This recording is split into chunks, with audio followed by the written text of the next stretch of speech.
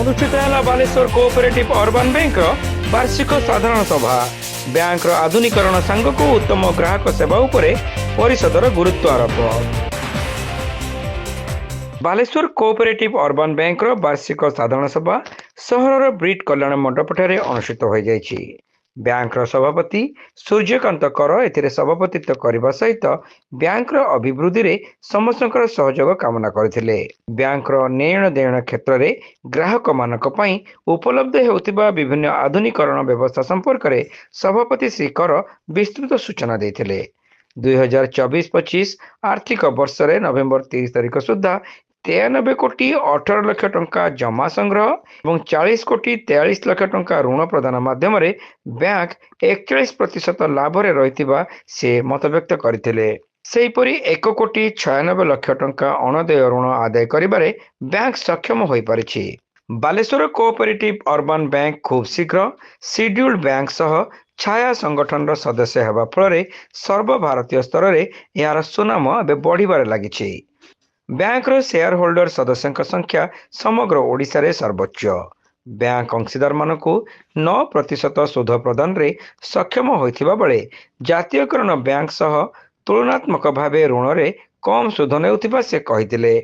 2025 ମସିହାରେ ପାଳିତ 72ତମ ସମବାୟ ସପ୍ତାହରେ ରାଜ୍ୟର ଶ୍ରେଷ୍ଠ ଅର୍ବାନ ବ୍ୟାଙ୍କ ଭାବେ ପୁରସ୍କୃତ ହେବା ବାଲେଶ୍ୱର ଅର୍ବାନ କୋଅପରେଟିଭ ବ୍ୟାଙ୍କ ପାଇଁ ଏକ ଗୌରବର ବିଷୟ।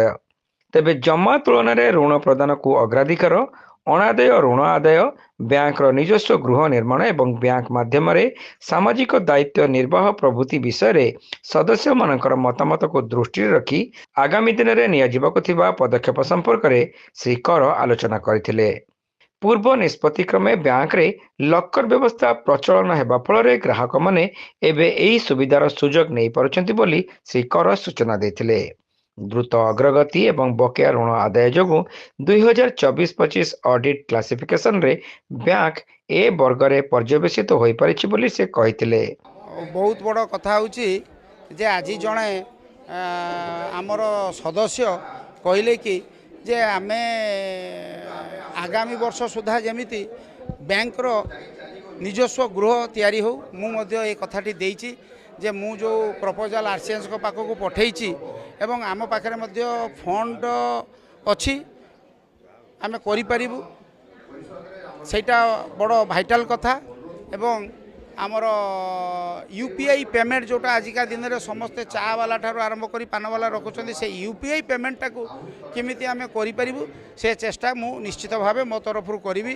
ଆଉ ସମସ୍ତଙ୍କୁ ଆପଣମାନଙ୍କ ମାଧ୍ୟମରେ ଏ ଅର୍ବାନ କୋଅପରେଟିଭର ସମସ୍ତ ସଦସ୍ୟା ଏବଂ ସମସ୍ତଙ୍କୁ ଏ ବାଲେଶ୍ୱରବାସୀଙ୍କୁ ମୁଁ ନିଶ୍ଚିତ ଭାବେ ଧନ୍ୟବାଦ ଦେବି ଯେ ଆଜି ବାଲେଶ୍ୱର ନୁହେଁ ଓଡ଼ିଶାରେ ଆମ ବାଲେଶ୍ୱର କୋଅପରେଟିଭ ଅର୍ବାନ ବ୍ୟାଙ୍କ ପ୍ରଥମ ସ୍ଥାନ ଅଧିକାର କରିଛି, ଯାହାକି ସାରା ରାଜ୍ୟରେ ଥିବା ବ୍ୟାଙ୍କ ଠାରୁ ଆମର ମାତ୍ର ଗୋଟାଏ ବ୍ରାଞ୍ଚ ହେଇ, କାରଣ କଟକରେ ହେଉଛି 30ଟା ବ୍ରାଞ୍ଚ, କେନ୍ଦ୍ରାପଡ଼ାରେ 13ଟା ବ୍ରାଞ୍ଚ, ପୁରୀରେ 6ଟା ବ୍ରାଞ୍ଚ, ତଥାପି ଆମେ ସେମାନଙ୍କ ଠାରୁ ଏଇ ଗୋଟିଏ ବ୍ରାଞ୍ଚ ଚଳେଇ ମାତ୍ର 6 ଜଣ ଷ୍ଟାଫଙ୍କୁ ନେଇ ଆଜି ଆମେ ଆପଣମାନଙ୍କ ଆଶୀର୍ବାଦ ତରଫରୁ ହେଇପାରିଛୁ 1 number.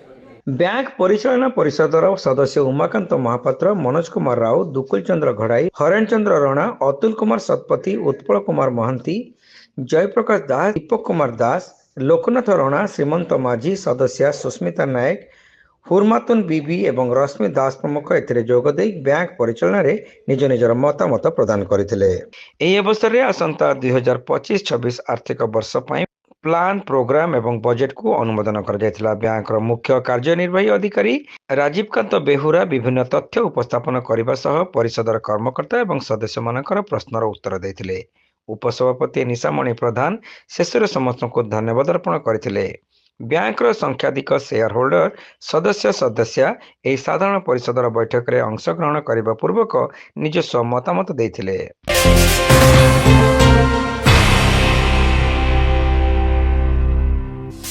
Saint John College of Nursing and Paramedicals रे एडमिशन चली। बैचलर ऑफ फिजियोथेरापी बा बीपीडी कोर्स पई जोगाजोग करंतु।